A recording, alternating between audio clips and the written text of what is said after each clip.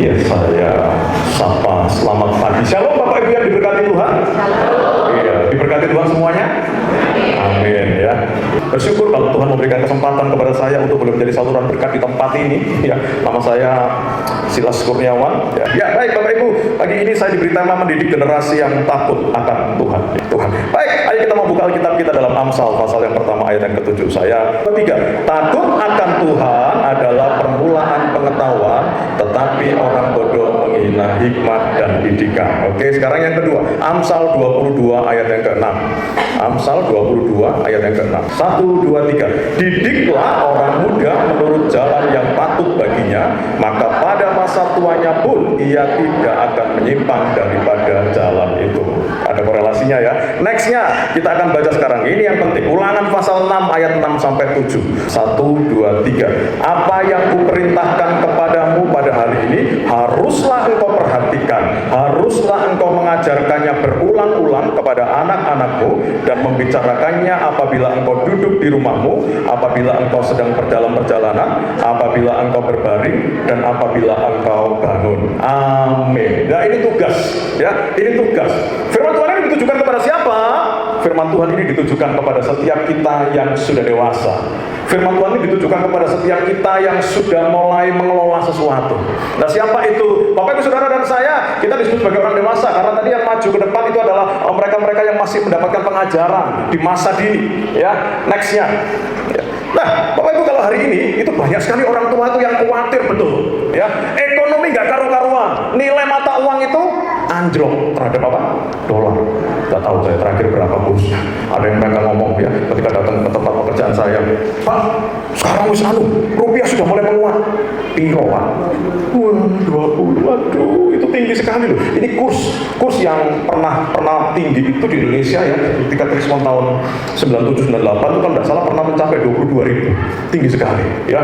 Sedangkan sebelumnya itu nggak sampai 10.000. Kita bayangkan pada waktu saya kecil itu ya, bensin itu per liternya itu cuma 300 rupiah 1 liter ya. Sekarang coba ya, kita nggak ngomong Pertalite, yang barusan naik itu apa? Pertamax ya. Pertamax berapa harganya sekarang? Berapa? 16.000 Bapak Ibu. Iya, ada yang pakai Pertamax di sini bahan bakarnya. Ya. Luar biasa Pak ya, pakai Pertamax ya. Kalau motor-motor yang mobil-mobil itu memang yang gede-gede kayak sudah cc-nya 150 ke atas, pakainya itu memang. Iya. Nah, tapi saya bersyukur loh ya. Saya pakai mobil itu nggak mobil yang mahal, mobilnya yang biasa, mobil yang sangat ramah di kantong saya, yaitu Isuzu Panther. Wah, itu kan pakai apa namanya? Solar itu berapa harganya? Cuma 6.000 berapa itu? Mantap kan ya? Jadi sampai sekarang saya bisa ke sana kemari naik mobil gitu ya. Disuruh pembicara, Pak, tolong pembicara Pak, kami nggak punya dana. Ya di mana pembicaranya? Di Trawas. Berangkat saya paling habis cuma berapa pulang pergi? Nggak sampai 50.000 sudah pulang pergi. Pakai AC lagi. Ya walaupun nggak seberapa nyaman, tetapi kan mantap pemeliharaan Tuhan. Nah, dengan kondisi yang seperti ini pasti kita orang tua itu akan mengarahkan anak kita untuk apa? Untuk menembus batas sesuai dengan kemampuan kita. Kalau saya sekarang ngomong sama anak saya begini, kamu harus lebih besar nanti dari papa, bukan badannya, tetapi pencapaianmu. Oh, berarti nanti kakak harus jadi pendeta kayak papa? Enggak. Ya, tapi tak bisa pulang. Ya nek iso ya iya. Iya toh. Mosok kamu udah berani jadi pendeta? Bapak Ibu, saya ini S1 saya sarjana ekonomi. Ya, saya belajar ilmu ekonomi, saya belajar ilmu manajemen. Saya masuk di bank. Ya, saya masuk di bank, bahkan kemudian saya masuk lagi di bank asing. Ya, dan akhirnya banknya tutup. Ya, banknya tutup, gak ada yang perlu dibanggakan dengan itu. Makanya segala sesuatunya akan segera menghilang dengan sedemikian rupa. Nah, Bapak Ibu, kalau orang tua khawatir anaknya gak sukses, gak dapat pekerjaan yang baik, atau gak memiliki masa depan yang cerah, karena itu mereka berusaha memberikan yang terbaik buat anak-anaknya. Ya, oh sepulang sekolah anaknya langsung disuruh les, gitu ya. Nanti pulang les ya, les yang pertama bahasa Inggris misalnya. Nanti pulang les, mandi dulu, makan sebentar, guru les yang kedua datang. Setiap hari diajarkan seperti itu. Oh, diberikan keterampilan yang terbaik, berbagai macam bekal untuk apa? Untuk masa depannya, supaya masa depannya itu cerah. Dan ini nggak salah kita sebagai orang tua seperti itu. Ini luar biasa kalau kita punya. Wah, sekarang les berapa sih harganya? Apalagi private gitu ya. Misalnya kita manggil guru bahasa Inggris ke rumah. Ada yang punya anak dileskan privat? Manggil berapa Pak? 200. Itu berapa Pak? Per jam 200 Pak? Oh, per 2 jam. 2 jam itu 200. Saya mau tanya, di sini ada yang pendapatannya sehari atau mungkin per jamnya 100.000? 100 100.000 per jam. Bapak Ibu mungkin ada ya, mungkin ada lah ya, mungkin ada. Saya pernah mendapatkan gaji yang segitu, saya pernah ya, enak sekali gitu ya. Dari satu hari saya bisa dapat setiap 1 juta ya waktu itu ya. Kalau waktu ini saya mendapatkan kemurahan Tuhan, surga yang gaji saya, tapi saya belum 100%, belum, saya masih kerja ikut orang ya, tapi sampai sekarang saya dipelihara. Makanya saya tidak mau khawatir dengan itu, karena saya melihat bahwa pemeliharaan Tuhan itu luar biasa. Nah Bapak Ibu, kita mau lihat ya, kalau mereka, banyak orang itu berusaha untuk mengaitkan atau membawa anak-anaknya untuk boleh mencapai kesuksesan di satu tingkat yang begitu tinggi ya, mau mengharapkan nanti kalau bisa kamu jadi presiden ya nak ya, kalau bisa nanti kamu jadi kepala mungkin ya, mungkin nanti kamu jadi pimpinan tertinggi dari marinir gitu ya. Wah ini saya baru masuk, kalau dulu saya sering masuknya di Odikal ya, di Perak. Saya dulu sering pelayanan ke sana dengan taruna-taruna yang masih muda-muda dan cantik gitu ya. Dan waktu itu tapi saya sudah punya istri, jadi saya tidak macam-macam di situ ya.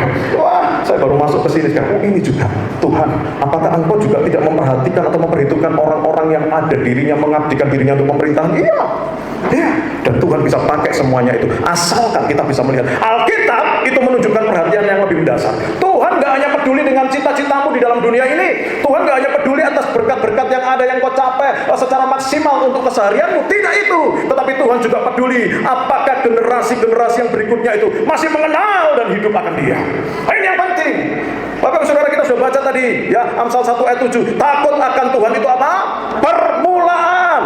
Takut akan Tuhan itu permulaan tentang apa? Pengetahuan. Makanya nggak salah sih kalau kita yang mendidik anak kita, oh kamu les bahasa Inggris, kamu les matematika, kamu les fisika, kamu les coding dan lain sebagainya. Oh semuanya kita boleh berikan kepada mereka, nggak salah. Tetapi saya mau kasih tahu bahwa Tuhan tidak hanya memberikan kepadamu atau memperhatikan kesuksesan secara finansial di dalam dunia ini, enggak.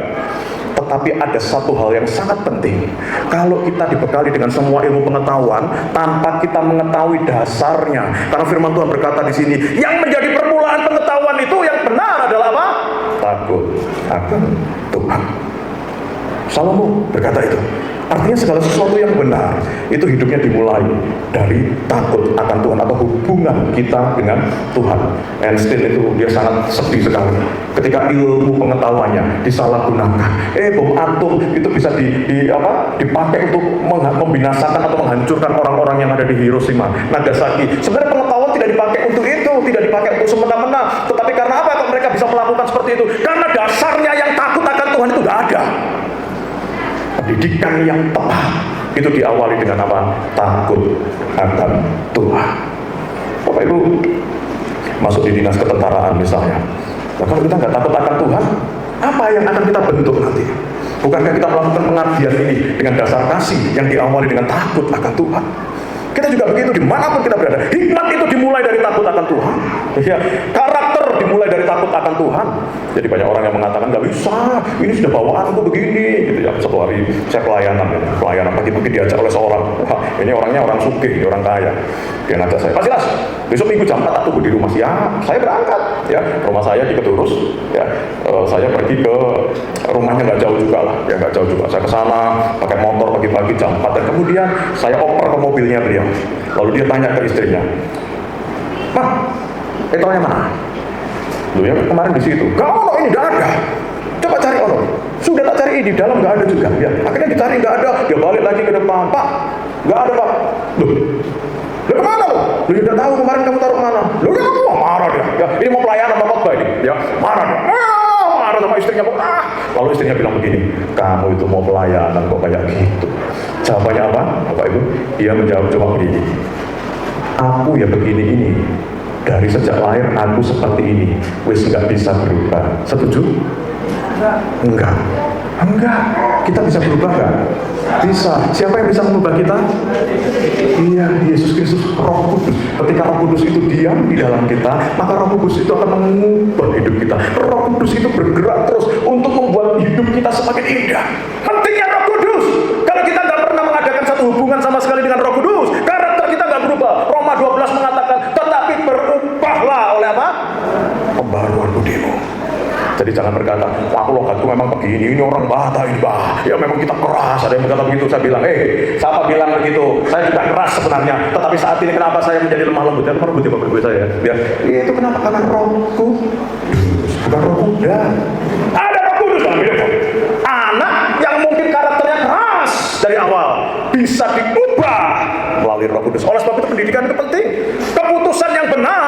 itu dimulai dari takut akan Tuhan. Masa depan yang indah itu dimulai dari takut akan Tuhan. Seorang bisa memiliki pendidikan yang tinggi tetapi tidak memiliki hikmah. Ya, seorang bisa kaya tetapi kehilangan arah hidup. Seseorang juga bisa berhasil tetapi jauh dari Tuhan, percuma. Apa yang kita mau dapatkan? Karena itu pertanyaan terbesar, itu bukan akan jadi apa anak-anak kita nanti. Bukan itu, melainkan apakah nanti mereka akan tetap takut akan Tuhan. Saya ketemu dengan ibu rohani saya, lama bertahun-tahun kami tidak ketemu. Ketika dia ketemu dengan saya, Silas, kamu masih baik-baik kan? Ibu, puji Tuhan, saya masih baik. Kamu pelayanan sekarang, puji Tuhan ibu, saya jadi gembala. Saya sekarang jadi pendeta ibu. Loh iya, kamu udah kerja, tetap kerja. Anak, ya, Paulus juga kerja sambil jadi gembala. Jadi saya mau juga mengambil langkah yang seperti itu. Nanti kalau waktunya Tuhan suruh saya full time, ya saya full time. Aman, apa itu? Dan sampai sekarang saya melihat pemeliharaan Tuhan luar biasa. Ya, pertanyaan tadi, apakah nanti kita akan takut akan Tuhan? Ya, kalau saya ketemu dengan teman saya waktu sama-sama kita belajar Alkitab pertama, bukan yang kedua. Ini saya kedua, memang satu kelas dengan Bu Gembala ya. Saya kuliah bersama gitu. Tapi kalau yang pertama dulu, lama tidak ketemu saya. Dia tanya begini, "Weh Pak Silas, gimana kabarnya? Masih Kristen lah lu?" Padahal ketemunya di mana? Di pelayanan. Saya bicara begini, yo Pak, saya tidak akan meninggalkan iman saya yang mula-mula itu kepada Tuhan yang Maha Yesus Kristus. Nah Bapak Ibu, ya faktanya ya, sekarang banyak anak yang lahir dari keluarga Kristen itu aktif di gereja. Aktivitasnya di gereja luar biasa. Bapaknya pendeta, tetapi anaknya pendekar. Banyak itu. Ya, bapaknya menggembalakan berbagai macam gereja, tetapi anaknya brutalnya luar biasa. Kok bisa seperti itu? Bapaknya pandai untuk mendidik jemaat, tetapi bapaknya tidak pandai mendidik anaknya. Ini berbahaya Bapak Ibu. Ayo dimulai dari sekarang kita mau belajar untuk memahami segala macam apa yang Tuhan mau dalam hidup kita. Ya, kenapa kok bisa seperti itu? Bapaknya pendeta, anaknya bisa brutal. Satu hal perlu kita ketahui, takut akan Tuhan itu tidak diwariskan melalui identitas kita. Ya, pendeta kok anaknya begitu ya, malah nggak jadi berkat. Tetapi ingat satu hal tetap, takut akan Tuhan tidak diwariskan dari identitas saya sebagai pendeta. Nanti anak saya akan baik-baik saja hidup, enggak. Semua diawali dari prinsip takut akan Tuhan kepada anak-anak atau generasi kita. Musa memahami hal itu sebelum bangsa Israel melalui atau mau melewati semua aktivitasnya. Dia tidak berbicara tentang strategi perang, dia tidak berbicara tentang berkat-berkat, dia tidak berbicara tentang anak, tentang istri dan lain sebagainya, tetapi dia berbicara tentang bagaimana mengajar anak-anak mengenal Tuhan. Ini penting, Bapak Ibu. Ya, Salomo berkata, didiklah orang muda menurut jalan yang patut baginya. Jalan yang patut baginya. Beberapa bulan yang lalu, saya khotbah di tengah-tengah anak-anak muda se-Surabaya, Gereja Metro Tabernakel. Ya. Di situ temanya itu Cats, itu bahasa Ibrani ya. Cats itu artinya panah gitu. Jadi seorang muda itu seperti anak panah yang diarahkan ke fokus tujuannya. Ketika panah itu ditarik, wah begitu kencangnya, itu menunjukkan bagaimana kerasnya kita harus dididik supaya tepat sasaran ketika dibidikkan itu. Ya, nah, oleh sebab itu saat ini kita mau bertanya, bagaimana generasi yang takut akan Tuhan itu bisa dibentuk? Ya, dalam Ulangan pasal 6 dan Amsal 22 ini ada 3 hal. Ya, yang pertama, cepat saja, waktunya cepat mengejar ya. Yang pertama, next. Oke.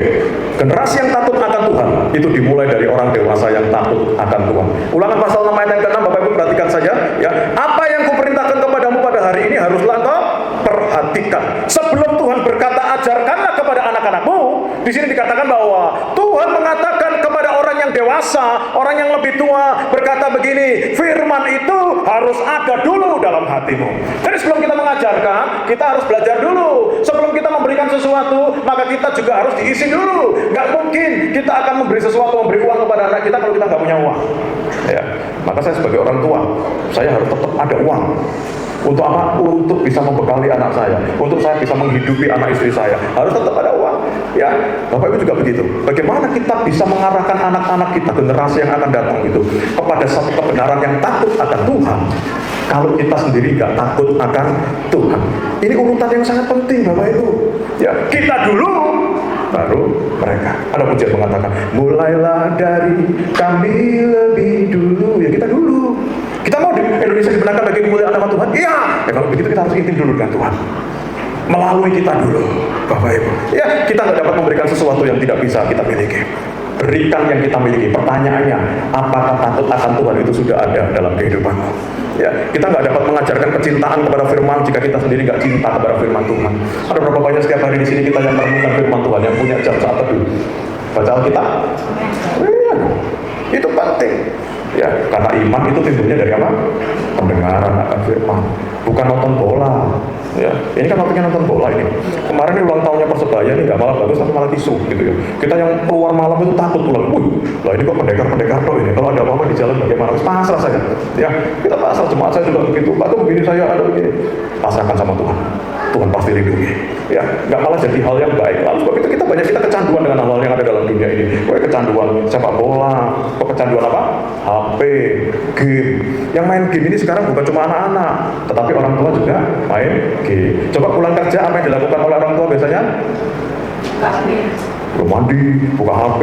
Lalu ketika buka HP, lupa melanjutkan dengan apa? Main game. Jadi game itu is the best gitu ya. Ya, saya tidak tahu kalau ada di bapak-bapak ibu-ibu yang dari Kodikmal ini, apakah boleh diizinkan main HP kalau di jam-jam tertentu? Tidak bisa ya, ada jamnya Pak ya mungkin ya. Wah, atau mungkin tidak sama sekali gitu ya. Sehingga mungkin banyak orang mengatakan, oh gaptek, bukan gaptek, ada waktunya. Ya, tapi punya HP semuanya ya Pak ya. Loh, punya HP, ya, punya HP, tetapi tidak dipergunakan. Kenapa? Karena bukan itu esensinya yang dikerjakan di tempat ini. Bukan itu bukan HP, ya, tetapi mengerjakan hal-hal yang sesuai dengan pekerjaannya. Sama dengan kita, orang tua, kita harus memusatkan diri kepada Tuhan dulu, supaya kita ini punya satu penghormatan dan takut akan Tuhan. Ya, ada kata hati di situ yang dipakai, ya, itu berasal dari kata levaf dalam bahasa Ibrani. Itu artinya adalah pikiran, kehendak, pengambilan keputusan, karakter kita. Hati kita ini loh harus terus masuk ke dalam firman Tuhan. Bukan berarti firman itu kita dengarkan, tetapi hanya masuk di kepala kita. Tuhan mau supaya firman itu masuk di dalam hati kita. Ya, ujian lama mengatakan, mari masuk kepalaku. Begitu lagunya? Enggak. Masuk apa? Hati. Ketika kita dengar firman Tuhan, firman itu harus masuk dalam hati kita. Pengenalan kita yang terdalam, standar hidup kita, kehendak kita.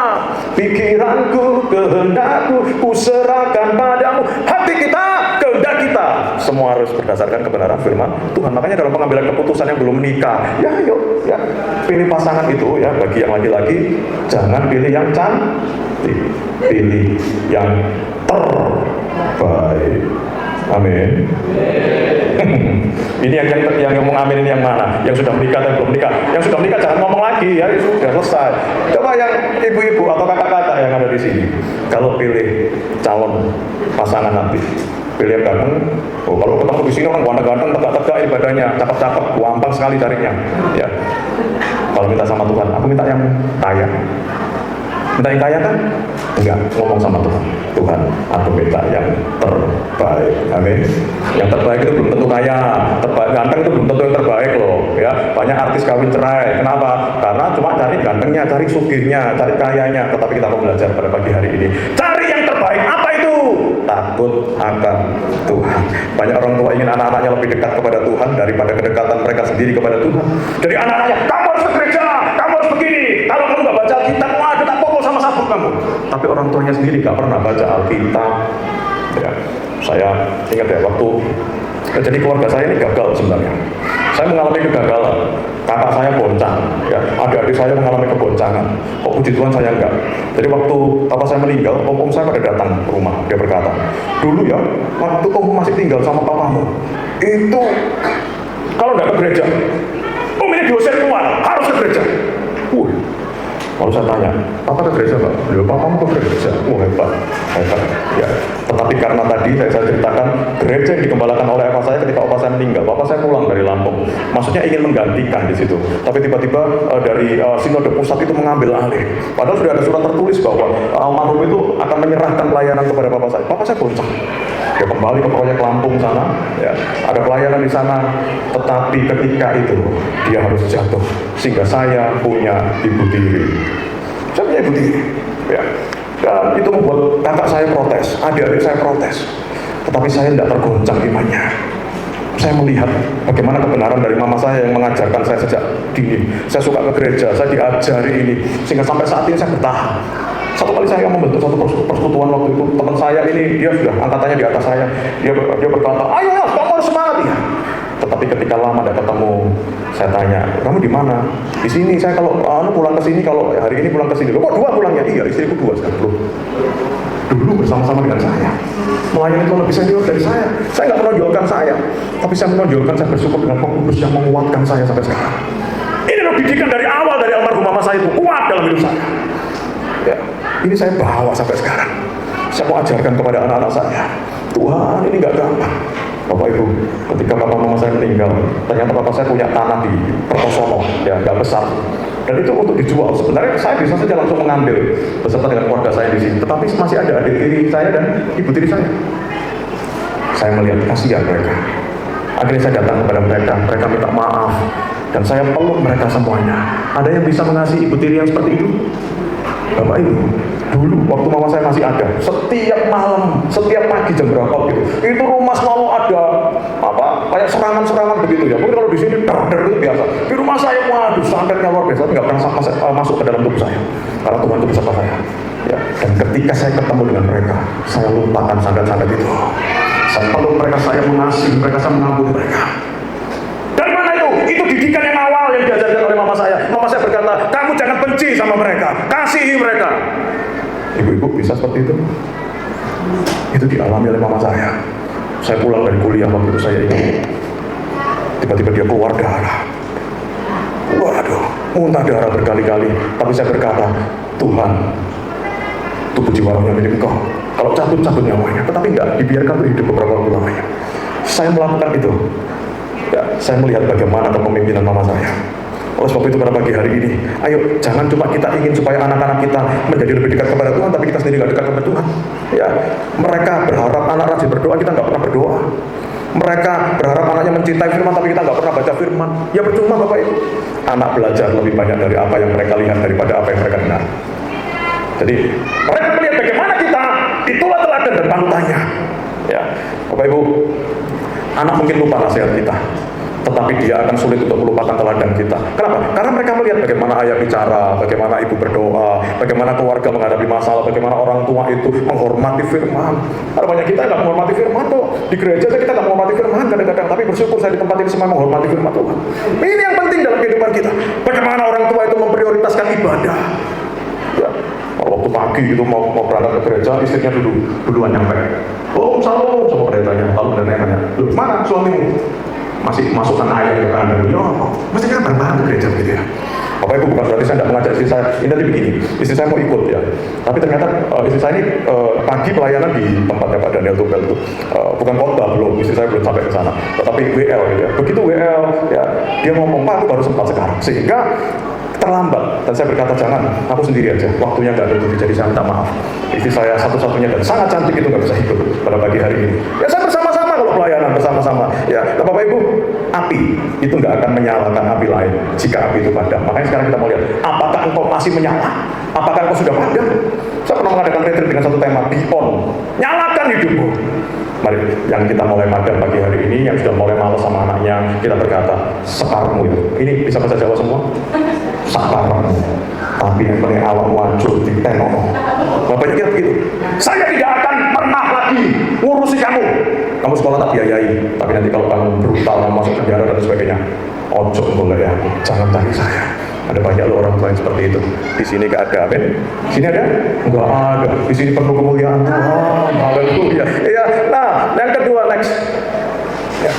Generasi yang takut Tuhan itu dibentuk dalam kehidupan sehari-hari. Di Ulangan pasal 6 ayat 7 berkata begini, haruslah engkau mengajarkannya berulang-ulang. Coba, haruslah engkau mengajarkannya apa? Berulang-ulang kepada anak-anakmu. Kata mengajarkan berulang-ulang ini di sini dipakai kata sianan. Ya, pakai kata sianan. Jadi ini secara harfiah itu berarti mengasah. Gak mungkin orang itu mengasah cuma seret, ini sudah selesai, sudah bisa dipakai. Gak mungkin. Mengasah itu dilakukan berkali-kali untuk melunturkan apa? Kotoran-kotoran aja. Untuk melunturkan apa? Untuk melunturkan mungkin karat-karat. Untuk menjadikan apa? Menjadi pisau yang diasah itu menjadi terbentuk tajam. Itu yang diinginkan. Ya, gak mungkin satu kali. Harus terus menerus berulang-ulang. Sampai kapan? Mungkin ada yang bertanya. katanya, sampai kita menutup mata. Jangan kau berkata, oh anakku sudah menikah kok, aku sudah punya cucu, jadi ini sekarang aku berhenti untuk menasihati mereka. Enggak, sampai engkau menutup mata. Jadi bagi Tuhan, di dalam Tuhan gak ada kita ini yang pensiun, gak ada yang purna wirawan. Satu kali ada seorang dipanggil ke depan, wah ini dipanggil ke depan di gereja, ini seorang veteran hamba Tuhan. Lalu dia pegang saya pinjam mic-nya sebentar. Bapak Ibu Saudara, saya mau kasih tahu, di dalam Tuhan gak ada veteran, amin. Karena kita berjuang sampai akhir hidup kita. Ini, Bapak Ibu, nextnya. Musa berkata, apabila engkau duduk di rumahmu. Yang kedua, apabila engkau sedang dalam perjalanan. Yang ketiga, apabila engkau sedang berbaring. Dan kemudian yang keempat, apabila engkau bangun. Nggak ada jadwal khusus, nggak ada seminar khusus, nggak ada program khusus. Kenapa? Karena Tuhan ingin iman itu menjadi budaya dalam hidup kita. Kapanpun, apapun yang kita lakukan, bagaimanapun kondisi kita, iman itu harus dipertontonkan. Karena firman Tuhan berkata, kamu suratan yang terbuka, yang dibaca oleh setiap orang. Di mana itu? Dimanapun, kapan itu, kapanpun, orang lain harus menikmati kebenaran firman Tuhan dalam hidupmu. Ajarkan itu kepada anak.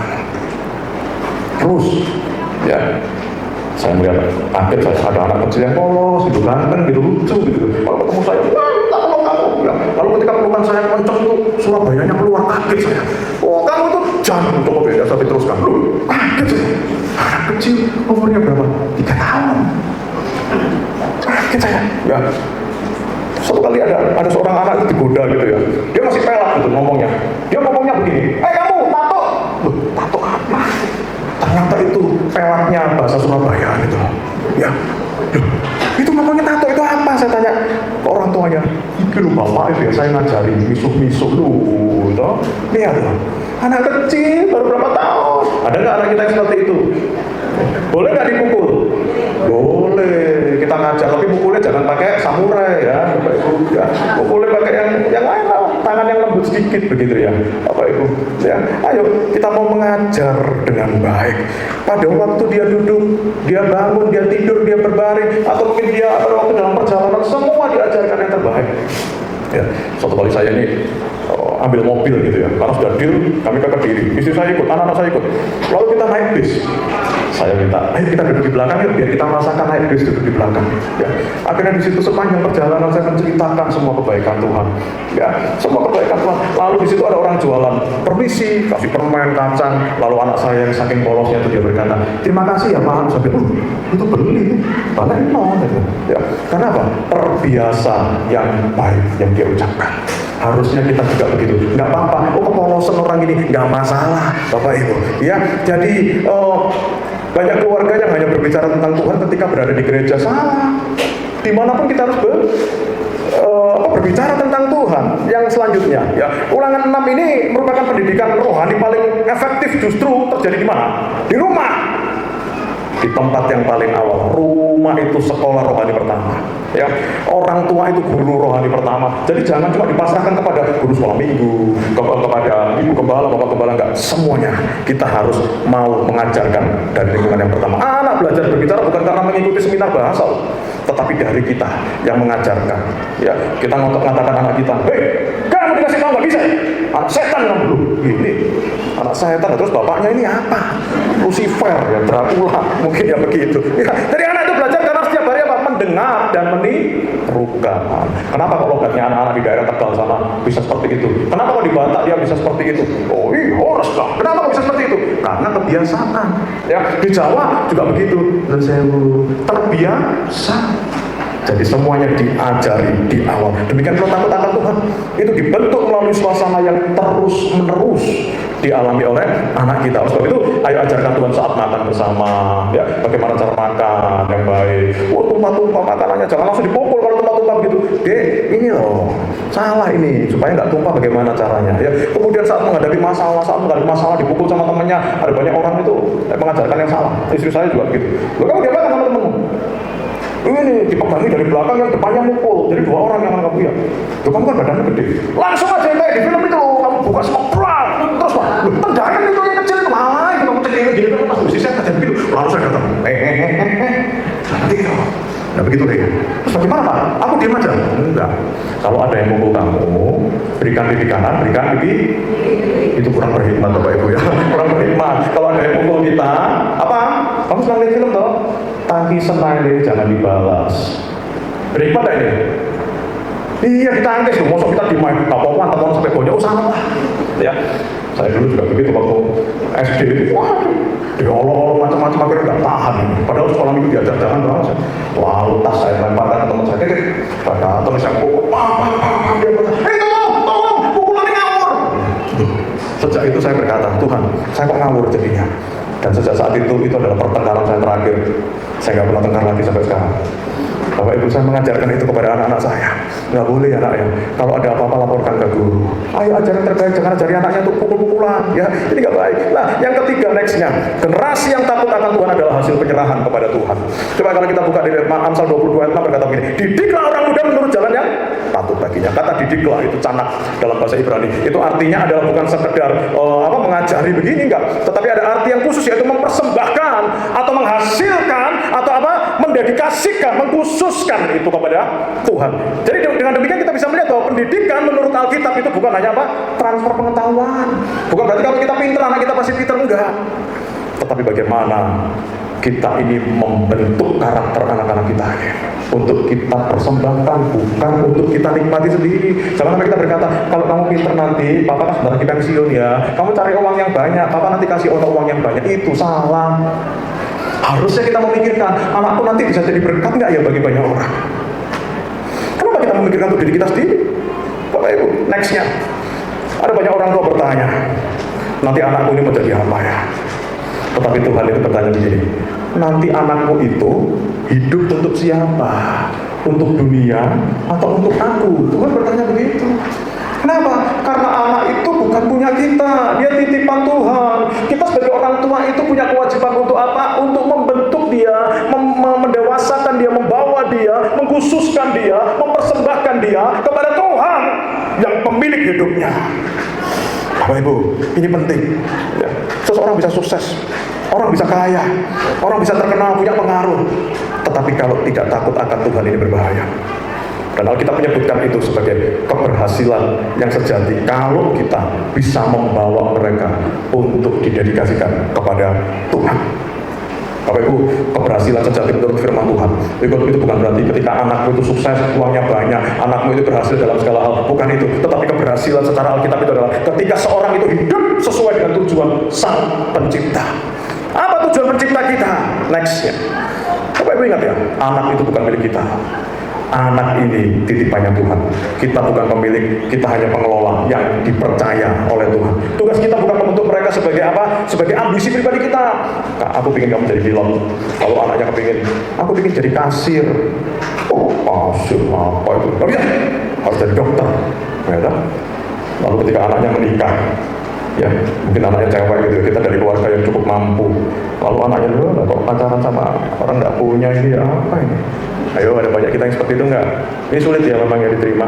Apalagi kalau kita masih dalam gereja etnis. Waduh, kalau enggak Jawa, kamu harus cari orang Jawa. Enggak boleh kalau bukan orang Jawa. Nah, ini perlu dipikirkan juga. Saya begini, bukan berarti saya menyalahkan pikiran Bapak Ibu. Tapi ingat, segala sesuatu Tuhan yang menetapkan. Jodoh mati di tangan siapa? Tuhan. Tuhan pasti akan mengarahkan kita kalau kita hidup sudah takut akan Tuhan. Ya, kita mau mengarahkan mereka kepada tujuan. Doakan anak-anakmu setiap hari. Ajari mereka, dampingi pertumbuhan mereka. Ya, jangan sampai kita berkata, aku sudah gak kuat lagi, anakku sudah memakal, aku sudah gak mau lagi membiayai dia sekolah, saya biarkan saja. Jangan begitu. Kita mau belajar Bapak Ibu sekarang untuk memberi yang terbaik. Dorong mereka menemukan panggilan Tuhan. Makanya ada banyak anak-anak sekarang itu dia koplo bingung. Aku mau kemana ya? Aku menjadi apa ya? Bingung kenapa? Karena kita nggak mengajak mereka, mendorong mereka untuk menemukan panggilan Tuhan. Dan yang terpenting adalah kita mau membawa mereka untuk mempersembahkan hidupnya kepada Tuhan. Gak apa-apa, anak jadi pendeta gak apa-apa. Ya, toh saya menjadi pendeta juga masih bekerja. Ya, jadi sekarang orang tua saya sudah nggak ada, mertua saya masih ada. Bapak Ibu, kalau ada kebutuhan apa-apa gitu ya, mereka larinya bukan kepada saudara-saudara dari istri saya, larinya ke istri saya. tolong Bapak Ibu butuh ini ya.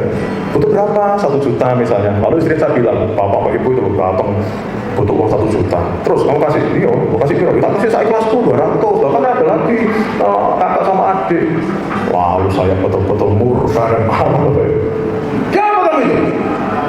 Balik ke tempat saya, kasih uang 800 lagi. Berangkat. Cuma mantu ini, tapi kenapa bisa seperti itu? Karena dari awal sudah ditanamkan hal-hal yang benar akan Tuhan. Bapak Ibu mau gak seperti itu anak-anakmu nanti? Memperhatikan kau sayang kepada engkau. Kalau sebab itu mulai sekarang investasikan semuanya. Bukan untuk kekayaanmu nanti, bukan. Tapi untuk supaya nama Tuhan ditinggikan, dipermuliakan. Nextnya gereja hari ini gak sedang kekurangan teknologi. Gereja hari ini gak kekurangan program. Ini luar biasa, gereja sudah pintar-pintar sekarang. Tidak kekurangan pengetahuan. Namun dunia sedang mengalami krisis generasi yang takut akan Tuhan. Siapa yang mulai membentuk? Ayo dimulai dari kita di tempat ini. Gereja ini bagi kemuliaan nama Tuhan. Takut akan Tuhan itu permulaan pengetahuan. Tanpa takut akan Tuhan, pendidikan itu menghasilkan kepintaran tanpa hikmat, itu rusak dunia ini. Bapak Ibu, tidak cuma di luar yang menjadi dapat penipuan ya. Saya ini ditipu sama mantan jemaat saya. Sekarang udah gak bergereja lagi tempat saya. Dia ngomong, Mas aku butuh uang ini, aku pinjam nanti seminggu tak balik. Beneran loh ya, seminggu depan ini soalnya anakku ini yang pertama harus bayar uang. Dan akhirnya ngilang Bapak Ibu. Ditipu oleh orang yang kenal sama Tuhan, tetapi pengenalannya dangkal. Banyak hal-hal seperti itu. Ya, nah Bapak Ibu, ayo kita mau betul-betul sungguh-sungguh takut akan Tuhan di dalam kehidupan kita. Ya, kebutuhan terbesar mereka itu hati yang takut akan Tuhan. Dan generasi itu tidak lahir secara kebetulan, mereka lahir dari kita. Ya, mereka lahir dari keluarga yang menjadikan firman sebagai gaya hidup. Mereka lahir dari anak-anak yang dipersembahkan untuk tujuan Tuhan. Ya, yang paling akhir next, warisan terbesar yang dapat kita tinggalkan itu bukan harta, melainkan hati yang takut akan Tuhan. Ayo kita mau ubah pola pikir kita ya, persembahkan semuanya untuk Tuhan. Apa yang kita miliki termasuk anak kita ya, kalau punya anak persembahkan betul untuk Tuhan. Tidak semua orang dikasih karunia anak. Jadi kalau engkau punya anak, mungkin selama ini didikanmu salah, pulang dari tempat ini ayo minta ampun sama anakmu, minta ampun sama Tuhan. Maafkan papa, maafkan mama, salah selama ini. Kasihi mereka dengan kasih Kristus supaya mereka berubah, menghasilkan satu benih-benih ilahi. Ya, sampai di dalam bahasa bahasa aslinya di Perjanjian Lama ya, ada pernah dengar kata ben Elohim, gitu ya, anak-anak Allah. Ya, bahkan itu digambarkan sebagai malaikat, ada dikatakan itu sebagai anak-anak yang hidup dalam kekudusan dan lain sebagainya. Tetapi saat ini generasi sekarang, ayo kita mau wujudkan Bene Elohim itu, anak-anak Allah yang lahir dari keluarga yang luar biasa. Ketika generasi takut akan Tuhan itu lahir, gereja itu kuat, gereja sehat, keluarga kuat, masa depan dunia ini terarah dan nama Tuhan ditinggikan, dipermuliakan. Saya mau perpanjang, saya itu kita mau puji satu pujian untuk menutup dari khotbah ini. Biarkan kita boleh menjadi orang-orang yang mempersembahkan semua anak-anak kita untuk kemuliaan Tuhan. Didiklah generasi bawahanmu di kantor, didiklah mereka untuk mempermuliakan Tuhan. Terima kasih Tuhan.